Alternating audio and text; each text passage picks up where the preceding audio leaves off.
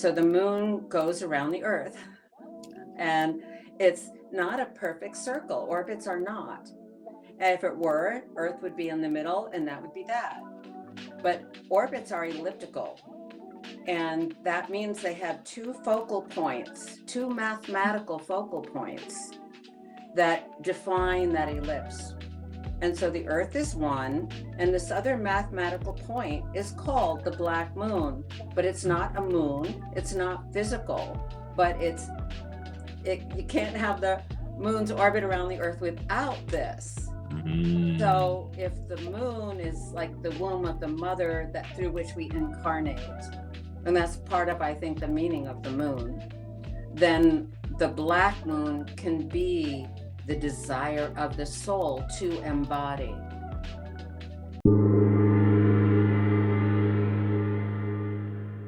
Welcome to the Consciousness of the Way. I am your humble servant and Sifu, Taoist Master San Qing, and I've been really looking forward to this conversation. It's always a magical, mystical day for me when I bring on the podcast incredible beings, as they all are, but furthermore, someone that has incredible insight to deciphering the code of someone's path of reality. This is no exception. This is, I can't really put into words, but let's just give a little bit of a definition. I want to welcome to the podcast Kelley Hunter, and her definition, just with humility, is she's an astrologist and an astromythologist, furthermore a well-known author and someone that goes deep into the nature and understanding of what it is that we're experiencing in this reality. I want you to welcome Kelley to the podcast. How are you, my dear friend? I'm so glad to be here. It's a very special invitation, so thank you. Oh, it's absolutely my pleasure. How about we just give a little abbreviated definition, or basically, how did you get to this point? Yeah, big question. So fortunately, I came across astrology when I was in my late teens, because that gave me like a head start. I got kind of pulled into the wave of astrologers that was coming up in the late 60s into 70s. And I was so fascinated because it seemed to me to be something that rang true. Like, I met this woman, she could guess people's sun signs that she'd never met before. And I thought that was absolutely fascinating. And so then I found a free correspondence course from the Rosicrucian Fellowship, and I started taking that and learned how to do the math before computers. There was a lot of math. And fortunately, I was good enough at math to kind of follow through. And then one thing led to another in terms of doing astrology and meeting astrologers and starting to read books and starting to read charts and just get a sense of it. And one of the things I've learned from it is how different we are. And it helped me recognize what some of those differences are, be able to kind of, not assume that everybody thinks like me, for instance. I think we have a lot of assumptions about each other, and astrology is a great means to learn about the different ways of being. And it's not just a simplistic thing, your sun sign, it goes way beyond your sun sign and the whole pattern of the planetary positions when you're born. And I love what you said. It's like decoding someone's path in life. It's like a blueprint, cosmic blueprint. And that's something to start with. So that fascinated me. And then I'd get frustrated and I'd go off to the sea and I'd write poetry. And I'd live my life. So, but it always called me back, because that's how you learn. You learn by being your own guinea pig, by being your own test case, by observing yourself. So it's not only an ancient system of self-awareness, but also of life, of learning about people, learning about the human state, learning about different levels of consciousness. So I've been doing it ever since then. Yeah. It's always refreshing when we get a different lens that can ignite, a desire and curiosity, and that inquiry blossoms into Inquiry. Mm. self-realization. The contemplation to curiosity that I like to. It's like a leap and a jump. You start with desire, it blossoms into inquiry, and then from inquiry there's this contemplation that nurtures curiosity, and the curiosity creates hopium, I like to call it, and that hopium moves into this symbiosis of belief system. But the belief system is only met when you Mm. validate it with your self-realization, and then you become a knowing. There's a sense of knowing in your true nature of who you are, and that is just something that is just as this present moment we are experiencing that oscillating commune, the union of the energy. We're feeling it viscerally through our body. We're like, hang on, what I'm saying, what you're saying, we're having this valid effect, this visceral effect through the body, going, oh, hang on, there's this chill and charge of expansion, which is more for myself a very knowing of the unified state that we call the primordial mother, which is from the womb of creation. The void is where everything is generated, and you are now on the road to your own self-realization. Oh, indeed. I love that. One of my special interests as I was moving along in my studies was the cosmic feminine. Mm. And first of all, it was because of part of what my chart is about. And I was looking for female solar deities. And the sun goddess came with a wonderful book called Oh Mother Sun, the Cosmic Feminine, and by Patricia Monahan, who is a wonderful mythologist and very studied. And she ended up becoming my dissertation advisor later Mm. on when I was, working on advanced education, and a wonderful one at that. So that became an interest of mine and led to special studies of Lilith, which is a very controversial kind of shady lady in mythology. And it came to my attention that there were four different astronomical uh, things, or not things, four different astronomical um, energies named Lilith. And so that piqued my interest, and I started studying those and applying them in astrology and writing books about that because she made me, kind of thing. It's one of the great mysteries. And when you said that the womb of the cosmos, that's what I've come to understand is Mm. part of the larger field that Lilith can inhabit, that she's not just the first wife of Adam who left him because he wanted to be in charge all the time. She's not just the snake who gave Eve the apple and was vilified. She's not just one of the wives of Satan. No, what else is um this cosmic feminine energy that's beyond our judgments and beyond the mythological portrayals. And since I've been studying just in the last several years ancient Vedic texts and mantras and spiritual technologies, they talk about the holy womb chakra. And I've come to think that one of the Liliths in particular, called the Black Moon, that's very Mm. intimately connected to the Earth Moon orbit, that she represents the soul spark that the mother puts in the holy womb chakra through all of your lifetimes. And that's been a divine revelation. And what I mean by intimately connected to the Earth Moon orbit, so the moon goes around the Earth, and it's not a perfect circle. Orbits are not. And if it were, Earth would be in the middle, and that would be that. But orbits are elliptical. And that means they have two focal points, two mathematical focal points that define that ellipse. And so the Earth is one, and this other mathematical point is called the black moon. But it's not a moon, it's not physical, but you can't have the moon's orbit around the Earth without this.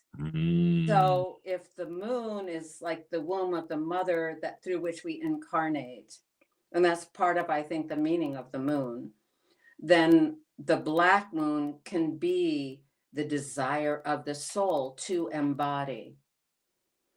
And the context of the Divine Mother teachings that I've been looking into and practicing gives even more of the soul spark definition that sees you through all of your lifetimes, and so gives that history of your soul. And so that has really informed my I'm not sure what the word is. You know, people say understanding. I'll go with that.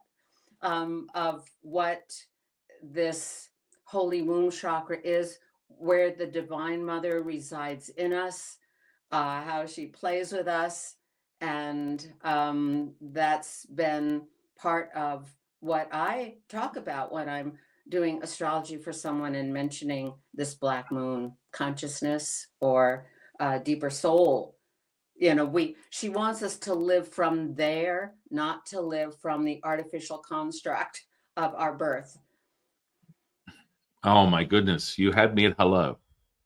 It's really powerful because there's ancient practices that I teach people on the Taoist rites path of self-realization through the alchemical process, and we have a specific alchemy ritual that starts with the death of a star and the rising of the red phoenix within the middle, what we refer to as the middle dantian, revealing black hole energy, which is the void and the creation of the everything that we know to exist within a definition, which is the primordial mother.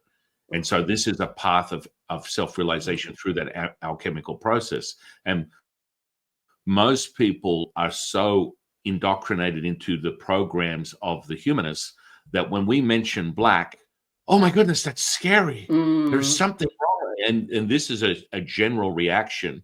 And when you look at alchemy in definition, if you define it to some degree, it's your relationship for a Taoist within the Tao and the dark arts, which is the cultivation of the primordial mother. It's not, oh my goodness, it's the dark arts. Is that something ominous or negative? And this is the roadblock that most people will fall into on their journey to their self-realization, is that there's this symbiosis that takes place within yin and yang. So for a Taoist, yes, the creation of all things comes from the primordial mother, the void, the womb, and then the deciphering elements are yin and yang. Yin is the absorption of all colors. Yang is the emission of all colors. And then as you find that center point, you find what we call wu wei, which resides within the primordial breath. So between the breath in and the breath out is that unified wholeness that everyone speaks of, that from that we grow and blossom miracles, things that would be absolutely undeniably not possible within a material state. So this is where we go, we take immortality, we crystallize it into the material state with this center point. And that resides in what most people refer to as the flow. Furthermore, we define it as wu wei, which is the synchronistic, serendipitous, unified all things. We are now immortalizing this presently. That would be conceptual to most, but you'll witness it within manifestation, magic, healing. These are all representative of facets of what we call diamond of perfection. And so that comes when you isolate and you absorb the riches of the primordial mother. The spark of yang is present. The substance is present within this space. And now you can play with that as such. Does that make sense? Oh yeah, it's the Shiva Shakti dance. that takes place in the dark, in that black hole, in the place of mystery and of all potential. So, it's almost like I heard about the holy womb chakra after associating the black moon with the black hole at the center of the galaxy. It's the heart of the Milky Way galaxy. And so that is one of the origin points, but it's not the only one. And we each have our own origin point as well that's connected to that. I don't know if there's a cosmic umbilical cord or quite what, but yes, the Shiva Shakti dance, and she's all of nature. She is the mystery. She is the belly dancer. She is the most, the divine giver, the cornucopia of everything. And so, and then there's that still point that is the Shiva, the center point, the Vesica, what we call Wu Ji, which is the primordial mother. This is evidence of completion, of wholeness. Definition of healing is returning to whole. And that symbiosis is how we move in and out of these states. So for a lens of reality for a Taoist is a bellows. It all comes down to the bellows. You are contracting and expanding at the same time. You are all things and nothing at the same time. And now it's your moment, your true moment of self-realization to find that center point. And then everything is revealed. As you accept, you know nothing, you know everything. So when you draw in breath, and then there's the pause before you let out the breath, and there's a pause. The pause is where you accumulate what we call absorbing of the riches. So it will show itself within the substance that is this material state that has been created from the essence of yang, which is a reflection of yin, which is the byproduct of the mother, the primordial mother that is creating everything. And so when you exhibit that yang, it's the spark, and that spark within the womb blossoms into human life. Yes. And then we look at everything within a 9-count cycle, that you will always come to completion and then rebirth. And that at any moment you can capture that center point, that Wu Ji that reveals the Wu Wei, and you are able to create from that, as that is your default as this humanist revealing the being that you truly are through that labyrinth of the finite mind. All is revealed and it comes within this creation. Does that make sense? Yes. So what would you say, like in terms of the soul spark, when the say fetus, it becomes alive? Is it right from that very beginning, or like when is that? Well, so from the primordial mother, the void, the darkness, is a byproduct, which first starts with the absorption of all colors, yin. And yin reflects and creates yang in this material state. Does that make sense? Oh, so it condenses into yes, it condenses into yin, and then the reflection of yin within this material state is yang. So you have this inverted effect of absorbing all the colors, and then yang is the admission of all colors, creating everything. Everything is evidence of this. And this is where a lot of people on the path of alchemical process get a little confused or detoured, because they become obsessed with the element of the essence of yang. And what happens is, because they're not creating that relationship that is a constant, and you're finding that the primordial mother is the source of all things, they burn their yang out, and what turns into imminent demise or mortality, as we put it, remind the man mortality is real. And furthermore, to truly find that source, you must, the man that has never left the village, let him know that he has seen the world, because it's within you. It's not external. It's never an external thing. And so the relationship becomes very, very clear within a Taoist path.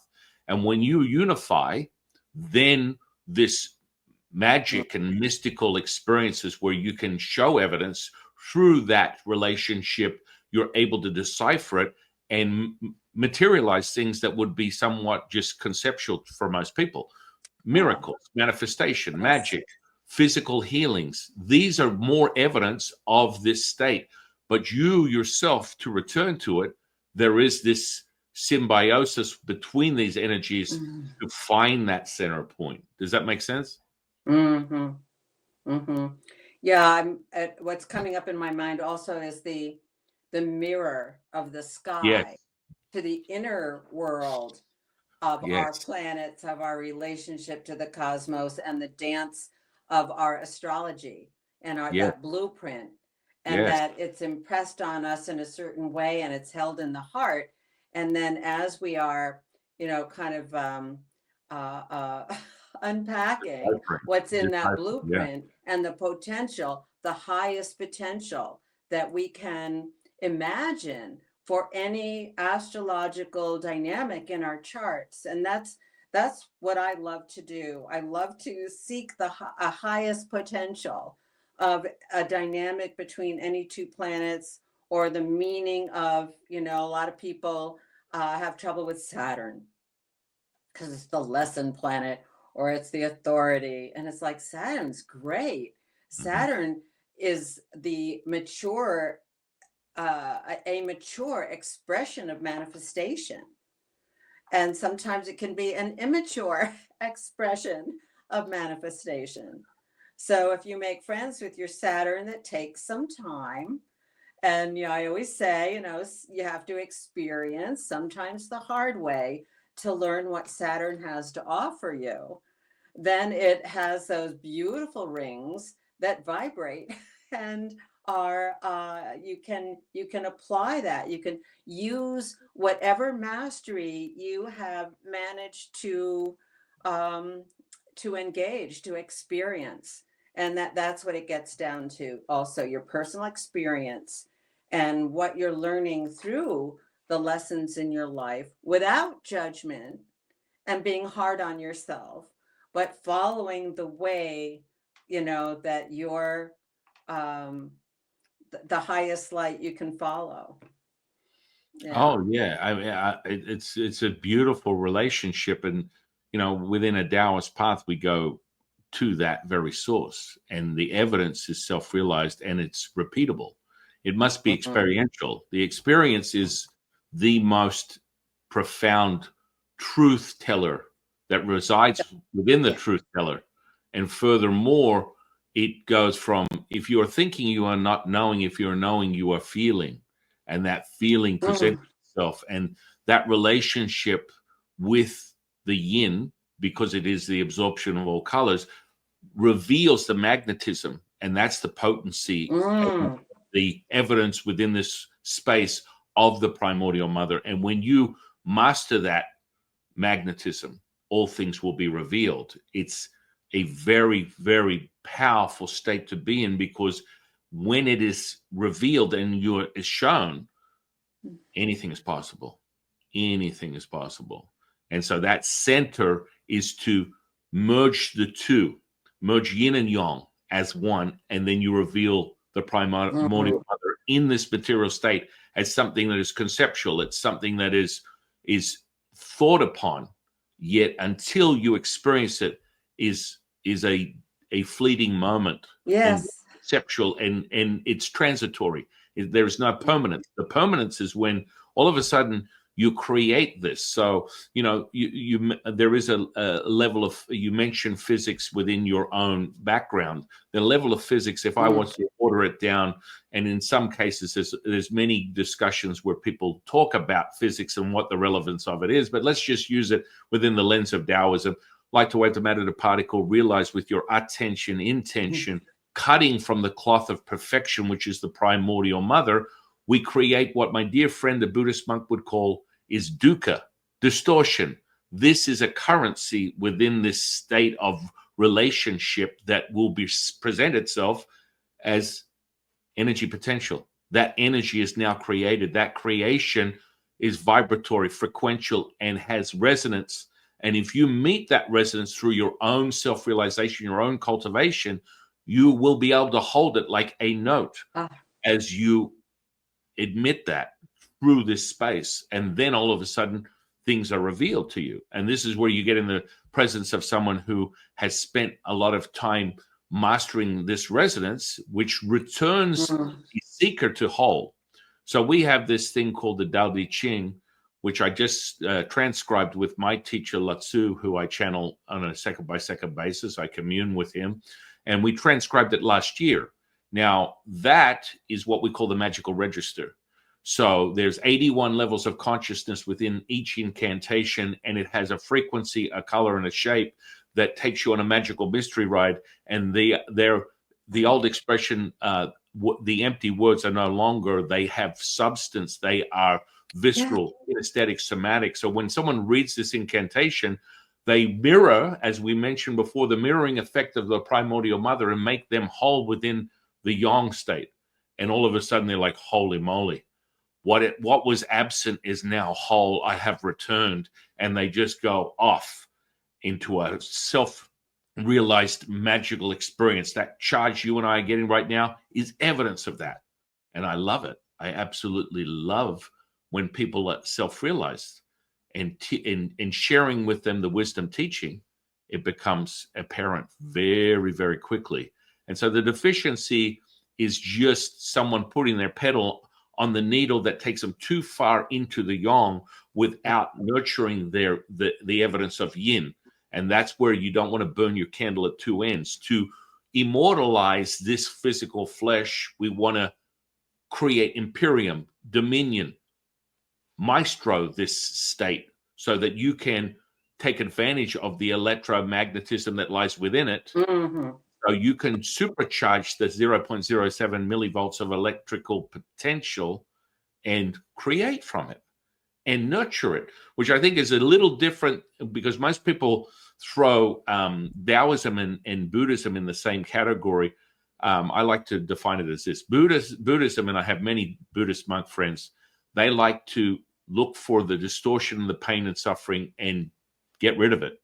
And that's a beautiful state to be at. You could be on the watchtower, as Jimi Hendrix would say. The reality is it's all up to you and your relationship with your path. Most Buddhists I know, they look at life like a pile of dirt covered in diamonds. They grab another diamond looking for more dirt, and that's a beautiful place to be. Whereas a Taoist would look at life like a pile of diamonds covered in dirt, and you remove some more dirt and there's another diamond, and it's good to be you. And it all comes back to the same point. There is no right or wrong, yet the experience is so potent when you are able to access it. My understanding is that Taoism is quite a bit older than Buddhism. I would say on a timeline, absolutely. The true essence of it is the direct source information. And furthermore, from my teacher, Yellow Emperor, who was the creator of Chinese culture as you know it, there was a formed relationship, and it quite goes into great detail as he rode a celestial dragon from the base of the sun, rode it down to the planet Earth, and spent 18 days and nights magnetized to the Earth, downloading a relationship with the universe, the whispers of the universe, giving him the very intricate framework of Taoist alchemy that is now transformed into Chinese medicine, a very subdued version of that. And other substrates of that would be Nigong and Qigong, other cultivational practices. And that with that evidence, you have Chinese culture as you know it. And so, we form a relationship that would be simplified or traditional Chinese language today that can sort of dance between variables of Cantonese, but more commonly Mandarin. But furthermore, the timeline of human history would lead to 6000 BC, where the Yellow Emperor started transcribing his experiences through oracle bone reading and pictographs. And so this was the first nurturing of the information that he channeled instantly through his relationship with the universe, which has always been the path of any Taoist. Cosmology, furthermore, working with the constellations is a very, very foundational point for our star magic. And so we sort of like, when you reveal the 12 animals that are reflected on the years that we cycle within a Taoist path, or a more traditionally Chinese culture, it gets deeper, because you add the 12 years and then you add the 5 elements. Yeah, elements. Yes. And the thing that's the secret sauce that people don't know about is the 18th point that people don't know exists, is the evidence of unification as whole. And so you can be all animals and all elements at once you access, and you're deciphering and able to access that. And so a lot of people come to me and go, I'm going to have a bad year, and no matter how much you move the feng shui from me, it's in the books. And I'm like, okay, let's go deeper on this, and I'll help you understand that. Yes. When you truly access that primordial mother, you're all of these things. So it's good to be you at once. Yes. That's what I say. We all have all of the signs in us, yes, no matter which ones are emphasized by our birth chart or not. And there's ways we work with astrology where your sun sign changes through your lifetime, and so just don't stick a hat on your head and that's it. The elements are interesting too. And in what you were just saying, what caught my attention was the dragon and the 18. I love the flowery imagery of the Chinese culture, and the whole depiction of the heavens is so different and so old. So I haven't studied a whole lot of Chinese, cosmology or astrology, but the elements are different in Western, as we have earth, air, fire, and water, and ether, which a lot of people don't think about or know about. They talk about the 4 elements, and we divide our astrology into those 4 elements. But ether, in some philosophies like I think Vedic and Buddhist and even Greek, they have ether as being the 5th element, out of which the 4 physical elements emerge. So that is the field, that is out of sight, but contains all the potential. And can you, I call astrology an intuitive science. It's not a hard science. Yes. You use the data of astronomy, but the interpretation comes through the intuitive capacity to read symbols and to weave the storyline or as a potential. So when you're tuning into the ether, you're kind of going beyond the physical. And in some of those cultures, they talk about physical ether and non-physical ether, material ether and non-material ether, in the liminal space from which you can tap into that intention and bring it into manifestation. I mean, it's as if we're echoing the same message. I mean, it refers back to the lens of reality for a Taoist, which is a bellows. And so you are now merging yin and yang. The evidence of that is the unified state. The yang will be the evidence of material ether, which is what we call taking immortality and merging it, crystallizing it into the material state. So now crystallizing, that's a beautiful way to imagine it. Yes, and this is part of the alchemical process that is so potent for a Taoist path that so many people walk on. And furthermore, you intrigued me with your reference to Rosicrucianism, because that is, again, the closest thing I've ever come to an intimate relationship that someone can be self-realized through that alchemical process. But I have yet to see evidence that the potency of Rosicrucianism has turned into the depth of material that is substantive within this state.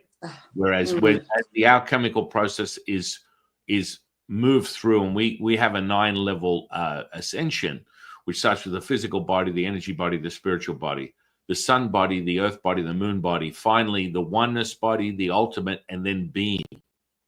And this ascended state, it answers everything because it's now repeatable. You have a knowing because you are all things. It's where we detach and attach as the primordial mother. You are no longer in a commune with this dialogue. And I have dialogues with my teachers that are the dialogue to the monologue of the primordial mother. So they are facets of that diamond. So when we talk about ancient practices within Taoism, we have a god for the doorway, a god for the computer, Yes. a god for water. This is just another facet of the diamond of perfection. And it returns back to the primordial mother always. And that's what It people always goes back to the one. Yes. So it's, and that people misunderstand that when we Yes. talk about all the different gods, like the planetary gods and goddesses, you know, it's like, it's part of all, it's facets of, the one, The the diamond one of diamond. perfection, we call it. And that evidence of the diamond of perfection comes from the condensing of that unified state between yin and yang, where you hold your breath, you absorb the riches, and it will present itself viscerally. You will have evidence. And I love activating people's energetic potential. We call it the Wuji body. Some people would refer to it as a Kundalini awakening. Within a Taoist path, it's the infinite Wuji body.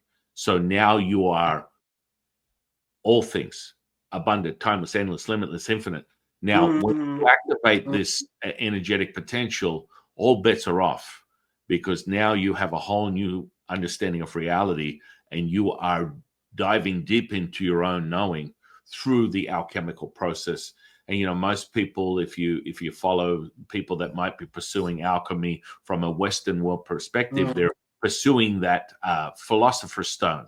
They want it. They want to have it. They want to sink their teeth into it, as this is the evidence that they are able to create.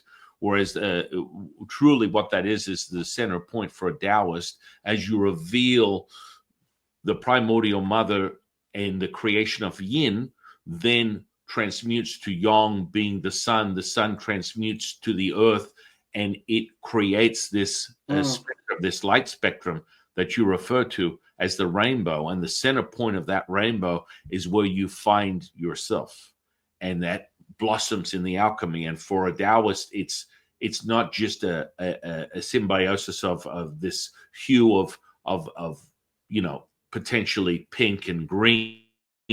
It's a very vibrant red ruby, which is the gem that accesses that Dantian, which we call the energy elixir field. This Dantian will reveal itself, and the more vibrant and the more potent that gem, that ruby is, you will find yourself returning, and vitality will be immortality is endless. This is where you reveal the spirit of the red phoenix, and that is the keeper and the you know, ambassador to your heart center. And so all these facets, we have 81 dantians, 81 chambers in each dantian. The three major ones is the upper dantian is the light, which refers to the sun. The middle dantian is the earth, which refers to the information. And the lower dantian is the energy, which is the moon, which accesses all things. So you go deep within that. The merging of these two create this relationship of the moon that then returns right back to the primordial mother. And the magnetism is on like Donkey Kong. You will see things that are so profound because it's that merging of the two. And when you get it switched on, my goodness, you're absolutely mind blown because this is going on within you. You just need to turn the lights on and activate it. Does that make sense? Yeah. So dragons, 18, and sun, earth, moon. When those are in alignment, eclipses happen. And in astrology, would that be like the pause of the breath, going out and going in? Like, to me, that's, you know, that's a total eclipse is like a blackness, a turning off of the light, of the going into blackness. Yeah, that's, and it alters the state of reality after that. That's the instant evidence of the primordial mother, unified. It's no longer separated. It's no longer distorted. And from that, you create things that are beyond the human mind's comprehension, but they're materialized and they're self-evident and they're repeatable. Mm-hmm. Yeah. It's So when we have the sun, moon, and earth in an alignment, that's when eclipses occur. And this can happen. The dragon comes in because the dragon head and the dragon tail are what the Vedic people talk about as the nodes of the moon, where the path of the moon crosses the path of the sun, going either northward or southward. So there's the south node and the north node, and it takes 18 years for those nodes to come back around to where they started. So every 18 years, you have I don't know if I want to use the word karmic exactly, but they're also called the nodes, the moon's nodes of destiny. So it's like there's a sort of a completion of a stage of your destiny, perhaps we can say, and then the next stage or phase or round or level. So this is the imagery that you were talking about kind of came home to me with the energy of the eclipses. So just had to mention that. No, and I mean, revealing more information. You're like one step ahead of me. It would have rolled out that way, but you were already reading my mind. The truth is this access potential happens within every 9 count, every 18 count. You don't have to wait 18 years, but you must be able to harness that magnetism, and that comes from deep within the alchemical process. What is the timing on that? Every 9 count. Like you can count 9, you can count 18. You will have it revealed to you instantaneously right now. Well, we were talking about the black moon. Mm-hmm. The black moon is half of a nodal cycle. It takes 8 years and 10 months, almost 9 years, for the black moon to come back where it was when you were born. There's a little wiggle room because it depends on how you measure the movement of this non-physical black moon that is so intimately connected to your incarnation and to the moon's orbit around the earth, which is variable. So there are 2 ways you can measure the movement of the black moon, and one is the mean average motion forward through the zodiac, and that's called the mean black moon. Mm-hmm. And the other one is the true black moon that follows the variability of that movement that goes back and forth a lot because of the moon is not constant. I think there's a Shakespeare quote about that. Oh, the inconstant moon that monthly changes in her circled orb. So the black moon is such an interesting mystery of this cosmic feminine, of the divine mother, and how she's there and she's not there, like the particle and the wave. If you can see the particle, you're not seeing the wave. But it's almost like these two are the particle and the wave of the same, I don't want to say manifestation, but the same energy. Oh, yeah. I mean, you refer to that. That's why I say everything is accessible within a 9 count. Now, if you take some polymath, the evidence would be the highest point of completion is 9, and 9 is the only number that can be 1 or 0. Now, when you reveal that and you break down the brass tacks, as my grandmother would say, the truth is, when this comes in, you can be all things or nothing at the same time. Now, the truth, and that's the power of it, because when I teach Taoist alchemy, it's contradictory to all the nonsense that is peddled out there. And furthermore, why I have students from around the world that travel here to train in that, because the lower dantian is access to the primordial mother, the true state of everything, and the Mm. creation, the beginning and the end to all things is from there. And when you access that magnetism, you do really supernatural things, levitating, psychokinesis, telekinesis, telepathy. All this stuff is just subsections of that state of awareness. Mm. Psychic abilities, clairvoyance, mediumship, channel. I mean, it just goes on. But you have to be able to solidify that within this material state.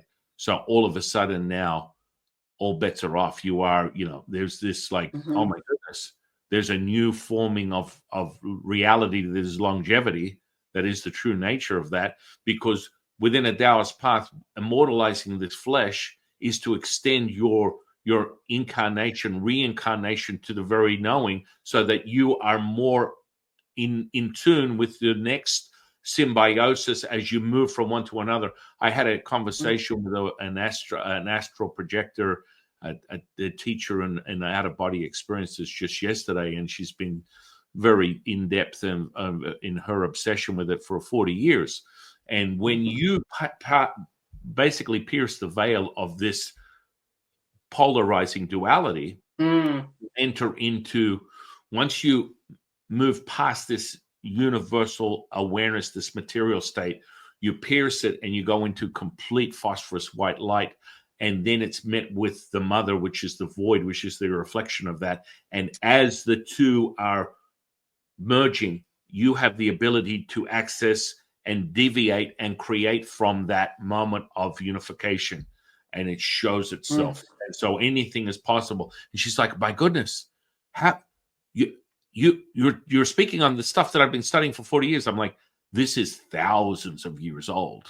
And, it shows evidence in all indigenous practices. There's not one better than the other. It's just what are the tools that are you using to decipher this ancient, incredible knowledge? And that's where I always refer people back to the yin and yang.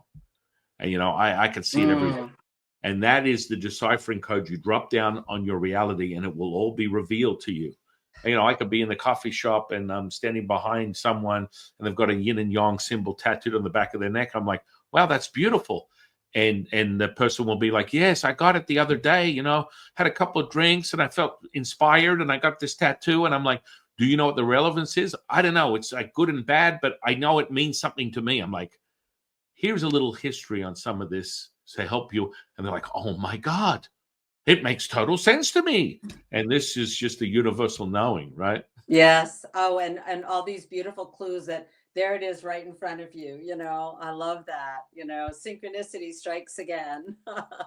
It never leaves us. That's the magic happening every moment when we're able to be in the moment and let whatever is arising in that moment, like we're doing here, let it arise. And that's a wholeness. That's in astrology. I attribute that to Chiron, the teacher healer, often associated with the wounded healer. And basically Chiron is holistic, almost like your vision quest in life. As you are on your path of healing and wholeness, you find how you can help other people as a catalyst. And it's about being in the moment, which is the only moment we can align the spiritual, the mental, the emotional, and the physical, so that we are fully embodied now. And that's when the magic happens. That's when, you're surrendered enough to the flow of the energy, not to distract yourself with the mind, but to be embodied in the moment. And there also is the magic, we could say, or the healing, or the divine status of human beings to consciously connect heaven and earth. And our body is our earth. Oh my goodness. Amen to that. And then people are like, oh my goodness, don't say amen. Yes, because the truth is, you're speaking on the bellows. We go to the center point. We absorb the riches. We reveal the Wu Ji, the primordial mother, and the present moment is all we have. It's not the past, it's not the future. That means you're no place, no person, no thing. You're every place, every person, everything right now. And that's when I witness miracles. And I've measured my brain waves, and I go from 40 to 100 to 400 hertz with this evidence through this visceral effect. If I'm channeling my teacher, it is a visceral, energetic, like realigning of everything. The emission from that is potence right down to a subatomic level. It is altering this fabric and returning it to whole, which makes it so profound. And furthermore, is another validation for everything you speak on and everything I speak on. It returns to that same thing. And it's like we're having the Sherlock to our Watson, elementary, my dear Watson moments, which is the epiphany that I love so much, because it's like, oh my goodness, what I'm saying. Wow. It just aligns, it unifies. It's so exciting. Yeah. Yes, yes. Well, astrology has been one of my central paths to self-awareness, and inviting other people into a deeper aspect of their own capability or capacity or potential. And I try to see their highest side. And that doesn't mean they're always living up to it. Doesn't mean I'm always living up to mine. But I couldn't be the astrologer I am today after these decades of astrology study, even if I hadn't been doing spiritual practice of some kind, learning more about psychology, learning more about like unified physics, unified field physics, learning about poetry, engaging in art. All of this has fed my experiential understanding of who I am and what my life is about. And I'm and it's always unfolding. You're not there yet. You're never there. And you never die. So, and that was an intuition I had a long time ago too. When I was in my teens, I had an intuition of immortality. And it's like, because that's when they say you die, you're going to die. And it's like, when you won't. Now, I know that on a mental level and an intuitive level, but on a gut level, I'm afraid of pain. I'm afraid of dying. I'm afraid of being around death. So that's something, I've kind of had to work through, because I've had significant, deaths in my life, and not myself, but other people and my cats. So something like that. So No, go ahead. No, I wasn't sure where I was going from there. So I'll pass the baton. Yeah, I mean, it's more evidence of this polarizing effect, as you are subject to this electromagnetism, as this is the current this material state.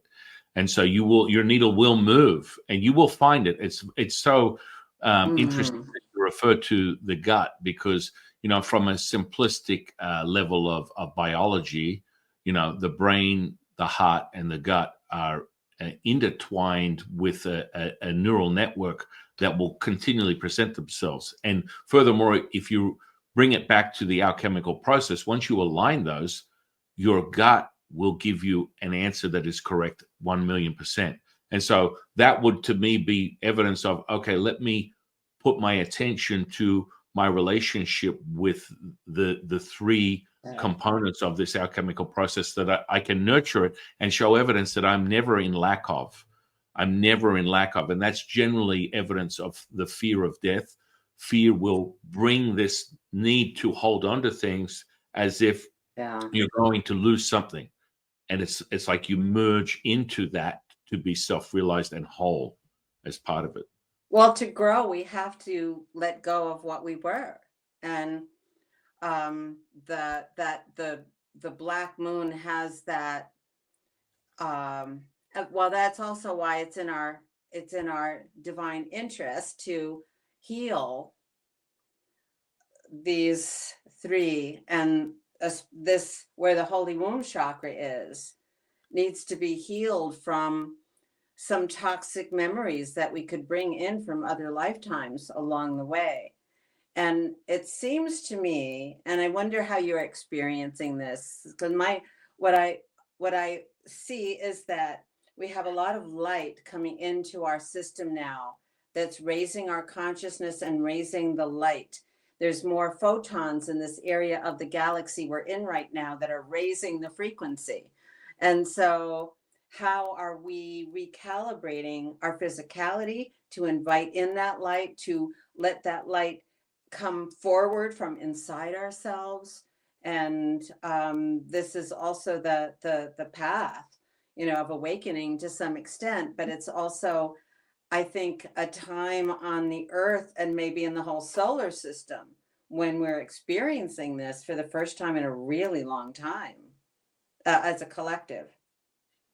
Oh, it always resorts back to the trilogy, the trifecta, the knowing to not knowing to knowing everything. Furthermore, the selfishness to the selflessness Ooh. resides within the sacrifice.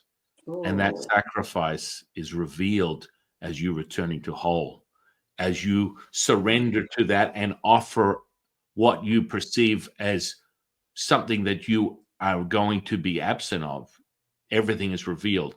This returns to a very powerful incantation from my teacher, the Jade Emperor, that is very clear. And it goes like this: a power abundant in its giving you will receive, unifying the body with the spirit with the energy, bringing heaven to earth, transcending all is one, one is all, revealing perfection manifest. That is your gift. That is your offering. That is your gift. That is your offering. That is your gift. That is your offering. And that commune that we just had, and that oscillating effect that surged through our physical flesh is a very indicator of how powerful the potency of that imbued vehicle that we would return to as linguistics, as words. That is no longer just an empty word. It has potency and it has relevance to return us to that because we can feel it. Yes. Yes. Would you say that surrender and sacrifice are the very close? Oh yeah. Yeah. I mean, what the reasoning that we use sacrifice is because it evokes what's within you that you don't want to let go of. And when you mention that word, it has a contractive effect, which is where you need to go. And that's why we use it quite clearly within that trifecta of self-realization, the three treasures. And furthermore, something as potent as that can be revealed in every aspect of this material yang state. We reside in something as more biological or neurological as, accessing the self-receptors on the dermal layer.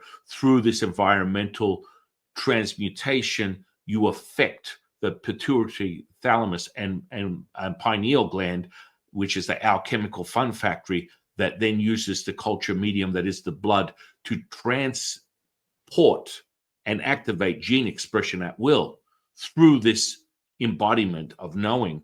And this is sort of like how someone like people that walk the path of epigenetics, like Bruce Lipton, would love that sort of very eloquent, sort of poetic understanding of that nature, which is very true to all things. And when you start to embody it, it goes from a macro to a micro as this symbiosis is being created and then recreated, completed, and then it is never ending.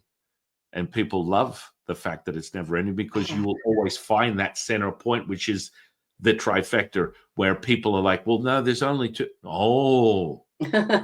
Here we go. I've merged the two together, and now I'm seeing evidence of what it is that I've been looking for, what has been absent. And so when we mention the word sacrifice as that third component, it will evoke within you what you believe you are missing or you do not want to let go of, which is Ooh, beliefs can get you, they could be and stumbling blocks. the belief is only validated through the experiential moment, Yes, right? yes, And yes, that becomes yes. the knowing. And anyone's Mhm. absolute truth, if they come to you with an absolute truth, I always tell people to run in the other direction, because that's yours for you to create, not for someone else to determine what that is in your experience. Does that make sense? Absolutely. Yeah. Yeah. So that, going back to somewhere early in that beautiful stream you just expressed, um, so the skin is like the interface organ between our inner world and our outer world. Yes. And so you were talking about something to do with that. Can you say it again in different words? Yeah, sure. I mean, you will find evidence of this relationship between yin and yang within everything. It doesn't matter what it is, but from a biological, Mm. epigenetic, neurological aspect, you can water it down to that relationship where, the self receptors on the skin are the entry level and exit level of this transmutation that merges these three elements. We call it the treasures, which you open the gates of the Jade Emperor's palace, and all is revealed within that center point, which from a neurologist perspective doesn't exist because it's not sympathetically innervated. But Oh, I, wait, did you say cell receptors? yes, I thought you said self no, no, receptor. no. That is the Oh, terminalized. The definition of it is it's called a self receptor. So when you talk about that, if you water it down, people, neurologists will speak on it. It is a self receptor. That's the definition of what that is, as the entry oh. level through the skin. And so when you merge these three together, and sometimes people will sink into that, or furthermore, they would love just the poetic alchemy of the beautiful language that we Yes, create, yes, that makes it absolutely. more valid for them, as opposed to something as you know really sort of almost clinically sort of sterile when you start when you start using these words Uh-huh. from a neurological perspective. I much prefer the mystical aspect that Yeah. evokes that truth within you. And we can go in all different directions, as you and I know. There's no limit to the possibility, but it is that defined as a self-receptor. And so Okay. when you enter that, that's like basically, in definition, the fundamentals of epigenetics is that you are a product of your environment, and that alters your gene expression. And it So starts. if your self receptors are like letting something in that's not you, Mhm. you're gonna get uncomfortable in your skin. Well, yeah. I mean, at first you must evoke a self-realization, because you know what you know, you don't know what you don't know. So many people live that life of being in basically unaware that they are being controlled by their very processes and their very thoughts through an environmental experience, and they don't understand why. For example, what's the easiest way to acknowledge that is go and waste this precious time that we have defined within words, is what this present moment is, which is absent of time and space. But let's just say, okay, the present time, the present moment. Go and be detoured with media, social media, internet, news media. You will be corrupted. The finite mind is bankrupt. There is nothing there. So this is why we continue to repeat the same things like Groundhog Day, expecting a different outcome. Does that make sense? Yes. Yes, I know. There's been a lot of like controlling of our experience, of our beliefs, of our minds in this world. and Yeah. and we need to shed all of that. Yeah, yeah, and furthermore, your in-depth understanding and mastery of psychology would give you more insight, because that can be problematic if you stay in that one lens. Which, Yes, that's why I did not want to study or be a psychologist, That's why I like astrology a whole lot better. It's a form of psychology, we could say, but it's a spiritual art as well because it's about self-awareness and becoming more of who you are. So it's beyond psychology. And a Yeah. lot of astrologers come from the psychology world and go back to it to gather information, and so there's a lot of astrologers that are interested in psychology but interested in spirituality and what I call psycho spirituality, the merging of those two. And I mean, it's always perplexing for many. If I speak on psychology and I have a psychologist that is step beyond the boundaries of that very lens, because it is, if you're in biology, neurology, physiology, you're limited at its best. You must step outside of what Yes. you consider your boundaries to really find the answers, in my opinion, to your own path. And so, it's always an interesting one when you go, let me see, psychosomatic is a great one. And they're like, well, because you're delivering this idea that the mind, the body, the spirit, it's all separate, when in actuality it isn't. But then again, the seed of your evidence is in a somatic response. You're feeling it through your body. So technically that is true. It's like, it's not some sort of disorder that you need to, hey, well, you're having an issue here. It's like, this is a psychosomatic experience. And I'm like, yes, it is. There's nothing wrong with what we're speaking of. But many people will consider that a disorder or some type of like deficiency in its definition. Does that make sense? Yeah, but it's part of our experience. Exactly. Which is, it's the What's wrong paradox. with that? Yeah, right. It's the Yeah. paradox. But yeah, if you're talking to a very stout and stoic sort of psychologist that will not move the needle, we need to work with this because there's something wrong with you. Yeah, well, they're looking for what's wrong with you. The medical Exactly. system does that. What's wrong with you? Can we fix it? You know, and it's also why, as though I've been studying astrology for years and years and years, but I've had to go outside astrology Mhm. to inform more of what it can offer. Yeah. It's, there are a lot of rules and there are a lot of, it's a language and you interpret it, but, and there are different schools and different systems. But, sometimes, you just don't want to get stuck in one system. You can't overlay a system onto your life and fit into that. So that's why I like, what's your sun sign, but what's your moon sign? What's your rising sign? That would be the body, because that's based on the time you're born and how you come out to the world, how you present yourself.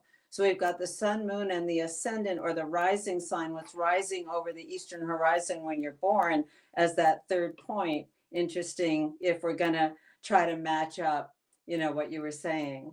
Oh, yeah. And I mean, within Taoism, we have 81 colors, 81 directions, 81 Woo, elements. Yeah, you feel that. And so love it. that's incredible discovery when you apply these. And they're just teachings that I teach my students. But when you apply them, holy moly. And, the fundamentals of that can come in the form of body dowsing and being able to find evidence of power centers, grids, vortices, portals. These are all part of the self-discovery, and the energy potential is there. And that is where it's very exciting. And so we watered it down to one of my dear friends that might, talk about parapsychology or some type of hypnotic state.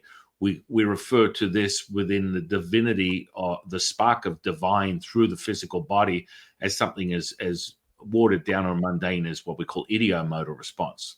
Where so some people would refer to this as pendulums, Ouija boards, I use pendulums all the time. Right. So Yeah. this is what we call an evidence of divinity that presents itself, and you're able to get unification instantaneously through the body, giving you answers and evidence-based results. And so, we go deeper on the ideomotor and go furthermore into what, most of my remote viewer friends would refer to as ideograms, where they're having a complete language with the unconscious that will give them set evidence. So when they're deciphering the information, they're able to repeat it with this language that is unique to their relationship with that Oh, spot. interesting. Yeah. And so And you that would get, go with the imagery and the symbolism and how yes, their mind oh, draws 100%. things even, right? Yeah, yeah. And I mean, these are all just different things that Yeah. I teach people and accumulated through the ancient practices of Taoist ritual.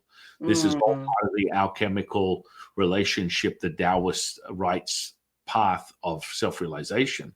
And you get that and you're like, oh yeah, I know this is true. And it's a template. You can take the alchemical process as a template to drop it down on your reality, and you can still be in that relationship of belief, but the alchemical process will show you a knowing. So then you determine that, hey, my belief was this, but now I have a knowing because I've experienced it as such and I've repeated it as such. This is not a transitory delusional state of psychological disorder. This is solidified. Right. And this is where people get all I feel like we're moving past just information, and experience is the utmost potency when it comes to a journey of self-realization, that people are no longer happy with, hey, you tell me it's true, I don't care, I need to experience it for myself, which is always what I teach people, is your truth is the only truth you need to be concerned with. And with that said, you Yes. must be able to validate it for yourself. Yeah. Sometimes, well, astrology has certainly improved and sharpened my intuition because it is a symbolic language that opens that intuitive capacity. And because of that, um, uh, the chart has a chart is like as a blueprint, speaks more. Well, that's why I call my work depth astrology. It goes deeper than just the symbols and their relationships. It's the whole thing and how it's living through you, so to speak. And And uh, that's it. I mean, it's living through you. You have evidence instantaneously. And that's this is the tuning fork that is vibratory, frequential. The resonance is there. And this is where you stand, you surround yourself with more evidence. And the more you cultivate that, the more there is a permanence where you're not even consciously having to focus your attention to that. Within Lao Tzu's teachings, we go through concept, consciousness, knowing, unconscious knowing, and then being. And so all that progression of self-realization makes it so. And then you're no longer, I need to call in my guides or generate an energy or whatever. This is what your emission is, this state, and it affects, and it will be very clear because you will see the polarizing effects of the energy potential around you. So people will be drawn to you or they'll be repelled from you, depending upon where they're I at had that in their own recently. relationship. What's that? I had a repelling recently. Right, right. Because your resonance is continually expanding. And what happens is when someone's around you, they don't understand it. They're just like, you're making me angry, or you're making me frustrated, or because all their stuff is raising to the top because you're bringing them back to whole. The resonance is showing them viscerally and from an internal state of psychological, mental, emotional. They're like, I don't make sense of this, but there's something about this I don't like. And they're looking in the mirror and they're seeing the ugliness or whatever judgment or whatever it is that controls their very perception, and it's being shown to them. They cannot escape it. It's right there. Well, hold on. A Mhm. thought came up and Yeah. it just blipped out. But so sometimes what excites me about my work is, Mhm. having the chart, having the person, and then we're meeting in this field of energy. And there's an engagement, like a transmission kind of energy. And so sometimes I can tune into, like, some of the astrology and say da da da da da, and they'll go, that's just what I said to myself yesterday. That kind of thing, where it's like just totally picking up on their vibe with that, their resonance with this aspect of themselves that I'm witnessing. And I just love that because I learn more and more that way from each person I talk with, each person who engages in that level of dialogue. And not all people are kind of comfortable with that, but that I think is part of the best when that happens. That gives me great joy. Oh, it's beautiful. It's amazing. And it continually ignites that spark of desire and curiosity. Yeah, And curiosity. Yeah, that's a good one. I yeah, like that pairing, desire and curiosity. Yes. yeah. And it just continues to expand. You continue to expand because you follow that knowing. It's an expansion. It's a resonance that is very clear to you. And so it's I'm about to release a book of poetry of the Tao, and that's just something that I have a great desire and passion for. Did you write it or did you I'm translate? about to release it. I'll send you a copy when it's released, Okay. and you can delve into that because it's so exciting. As you Mhm. mentioned too, you love poetry yourself. It's just a I great. think it's a language of the soul, and I think of astrology as being, in a sense, a language of the soul as well. Yeah, yeah. It's magical, which brings us to this incredible union that we've experienced today in this conversation that I think is just so absolutely experiential. You're having it now. And this is what I think a lot of people that watch this channel that love about the conversations I have is there is a resonance that is present when we have these conversations. It's not empty words or a mundane exchange of, oh yes, I am this. Okay, great. That doesn't exist in these conversations. And specifically today, absolutely not. This is a moving moment of knowing through that visceral experience. And I'm very grateful for you. And for you, it was a total surprise to hear from you and delightful. Because I've just dabbled or looked into Taoism just a little bit, but it's that there's a mirror there for me that resonates through who knows what lifetime or what wavelength, kind of thing. So yeah. Well, if you look at any sort of material that most people pump out about Taoism, it's either a distraction, it's manipulated, it's not true, and furthermore, being ordained in 2 lineages of Taoism, the core evidence of the message in the end, regardless of all the rituals and the cultivation, all that stuff, that's great.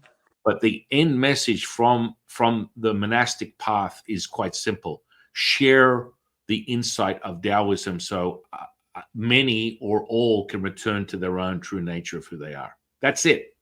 And so this is like a self-realization, a self-knowing path. It's not an indoctrinated, idea that has to be met with, you must follow this path wholeheartedly or you will never be realized. No, it's more evidence. It's your Sherlock to your Watson that makes you completely embody that and realize that you are whole. But it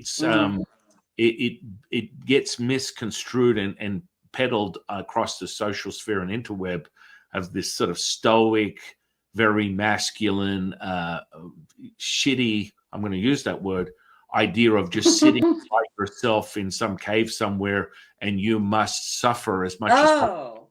It's horrible. No. One of my key things, my key images, I guess you could say, about Taoism is the sun goddess, the mirror of the sun goddess, Amaterasu, if that's how you pronounce it. She had to do with the Taoism, right? Back No. then. Yeah, I mean, you have merged into it, but there's so much manipulated doctrine that, Yeah. you Oh, know, people, any spiritual path devolves into that right. at some point, unless there's a living energy, a living transmission. Yeah, I mean, and that's why most people get pleasantly surprised when they have a conversation with me. It sparks an inquiry into it. They're like, well, now I'm kind of curious about Tao.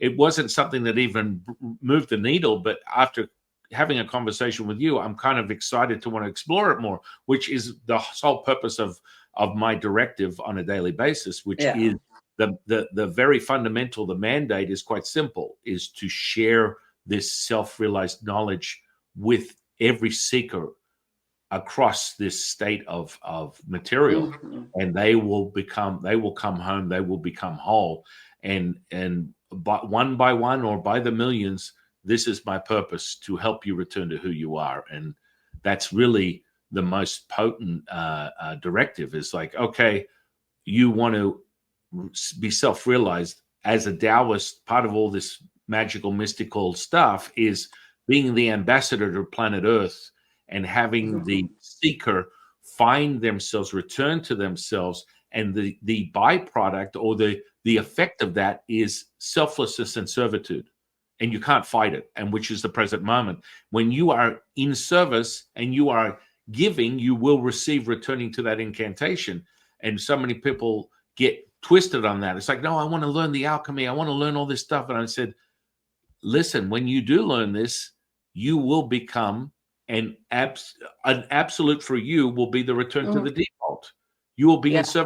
servitude. It will not something, you cannot fight it. It just is who it is, the present moment. Absolutely. Yeah. Absolutely. Yeah. Yeah. Well, my friend, I'm so grateful for you. I'm going to put your social sphere and interweb under this podcast. Duration wise, it's probably going to be a couple of weeks. And furthermore, I want people to come and read your books and your teachings. Do you offer classes or individual readings, one-on-one? Can you share more with the audience so they, Yes, I offer both of those things, Okay. one-on-one readings, and Mhm. also I'm doing more teaching. I'm doing more podcasts, webinars, and also classes.